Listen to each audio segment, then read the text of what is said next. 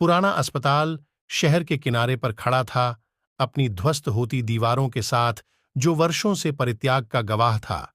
इसकी भूतिया कहानियां दशकों से सुनाई जाती थीं, धीरे धीरे, फुसफुसाहटों में और डर के घेरे में।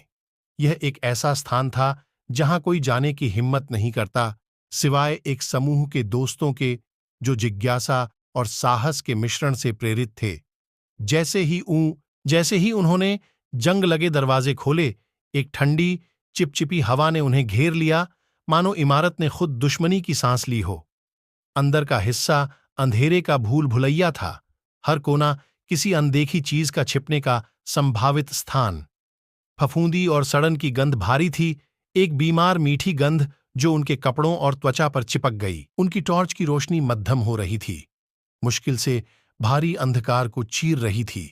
जैसे ही वे गहरे गए, खामोशी लगभग बहराने वाली थी, केवल कभी कभी होने वाली अज्ञात इमारत की चरमराहट या कुछ और से टूटती। हर कदम उन्होंने डरावनी गूंज की तरह लिया, हर आवाज गुफाओं जैसी दीवारों में गूंजती।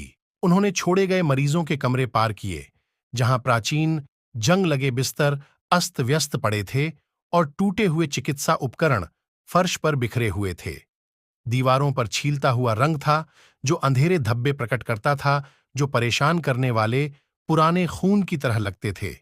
जितना आगे वे गए, उतना ही भयानक डर का एहसास होता गया, मानो अस्पताल खुद एक जीवित इकाई थी। एक एक करके उनके दोस्त अंधेरे में खींच लिए गए, उनकी चीखें गूंजती हुई और फिर अचानक शांत हो जातीं।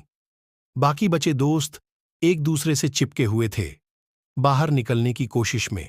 आखिरकार उन्होंने एक खिड़की को तोड़कर भागने का रास्ता बनाया।